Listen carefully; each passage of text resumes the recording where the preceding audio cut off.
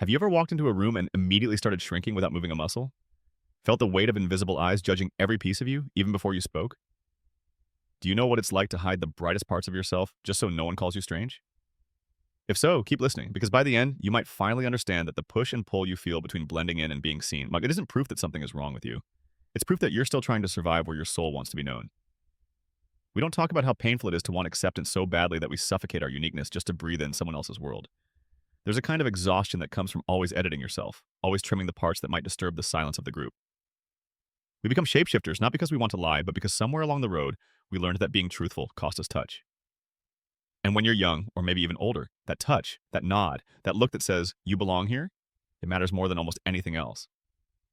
Watch a little longer, because maybe then, you'll stop punishing yourself for craving connection over authenticity. It's never been as simple as pick one or the other. They make it sound clean-cut.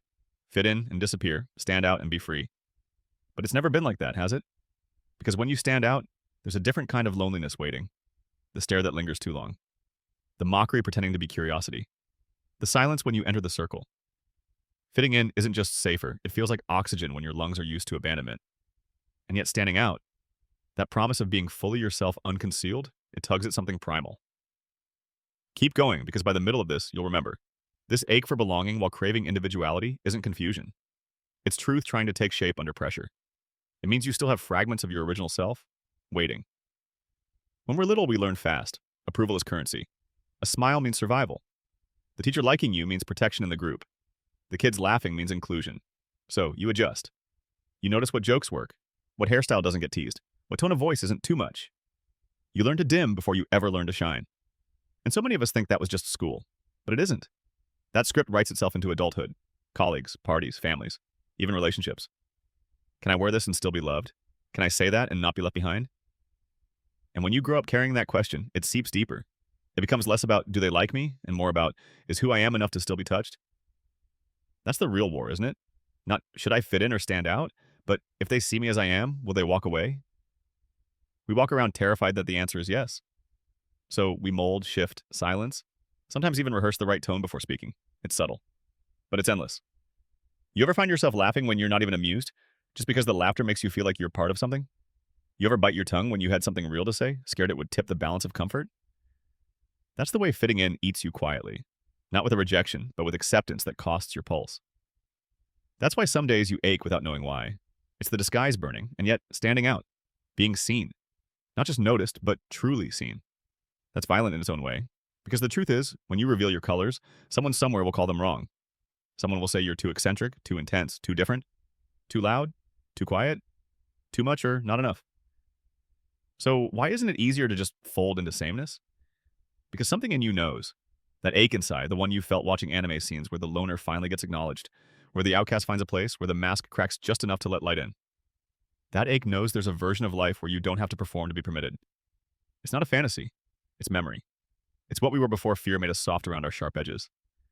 I remember once sitting quietly at a party, watching everyone laugh too loudly, as if volume made them closer. And I smiled like I was part of it. Every now and then I'd nod or add a word to keep the rhythm going, but something in my chest was quiet, waiting, as if hoping someone would lean in and ask something real. But everyone was so busy fitting together, nobody noticed the pieces left outside the puzzle. That's how it feels sometimes. You're not rejected, you're just unheld. And somehow that's worse. Because it tricks you into thinking you should be grateful for almost connection. And when you leave that space, you wonder, was it me? Was I too different or too invisible? But the truth is that there are whole rooms full of people pretending just like you. So many of us are trying to pass the test of normal, terrified that the cost of truth is exile. We go along to get along, but it leaves us hollow, a kind of ghost feel. Present, but not touched. What's scary is how long we can live like this. Years. Entire chapters where we don't get seen, not really. We get liked, we get approval. We even get praise, but not seen. Not the kind of seeing where someone says, you don't need to shapeshift for me, I want what's raw. That type of recognition, it makes you cry when it finally comes. Because you realize how malnourished your soul's been, surviving off crumbs dressed up as acceptance. Pause for a moment. What would it feel like if you didn't have to choose between standing out and belonging? What if real belonging only happens when you stand out and are still held afterward? That's the twist, isn't it? Fitting in asks you to mute what makes you, you. But belonging only begins when someone meets your truth and stays. And that kind of connection, it's rare. But possible. There are people, even if you haven't met them yet, who feel tired of pretending too. People looking for softness that language doesn't have. The kind of bond where your silence feels welcome, where your weirdness isn't just tolerated, it's adored. But to find them, you have to risk being seen. And that risk hurts like hell. But it's the only way to stop halfway living. I said earlier, stay, and you'll stop blaming yourself for wanting both. Here's the truth you've been waiting for. There's nothing wrong with you for needing tribe and truth at the same time. You're not broken for wishing you could both be held and be whole. That isn't weakness. That's human. The craving for community doesn't make you fake. The desire for individuality doesn't make you selfish. You're not torn between two identities. You're just trying to be you around others without disappearing. And isn't that a beautiful pain to carry? It means you haven't vanished inside performance. It means your heart still wants to be met fully. That's hope, not dysfunction. Of course, some days you'll fall back into fitting in. We all do. Smile too long. Laugh a little too loudly. Swallow our truth to keep the group feeling safe. But now you know why it stings afterward. Now, when you look back and feel that hollowness, you'll recognize it. That's your truth knocking. Sometimes you'll swing too far the other way. Stand out so hard you isolate yourself. Declare your independence like a shield. I don't need anyone. But even that defiance has loneliness tucked inside it. You're still aching for someone who says, don't shrink and don't run. Just stay. I see you. And love, real love, does that. Friendship love, romantic love, even brief, soul-touching moments with strangers. They happen. They don't shout. They see. And when you're seen, the question of fitting in fades. Because belonging doesn't ask you to change your rhythm. It dances with you. But until then, the ache lives here. In the in-between, the shape-shifting, the silence after a joke that didn't land, the moment you mute your own voice to let someone else feel more comfortable. The split second you think, if I say this, will I still be loved? This is where we live most days, between longing and fear, between our real self and our practiced self. And in that space, empathy is born. If you're still listening, there's a reason. Maybe you've been holding too many pieces of yourself behind walls you call politeness. Maybe you've been smiling so long your face forgot what rest feels like. Maybe part of you is ready, not to stand out with force, not to fit in with silence, but simply to exist, untouched by either demand.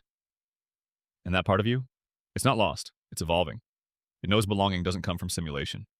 It comes from resonance. It's the calm you feel when no one needs you to explain why you are the way you are. Fitting in is fast and fleeting, but standing out can be lonely by design. Somewhere between the two is this quiet, aching courage to just be. Let's stay there, not pushing who we are, not hiding it either. Just offering it, unwrapped, and trusting that someone eventually will still reach back.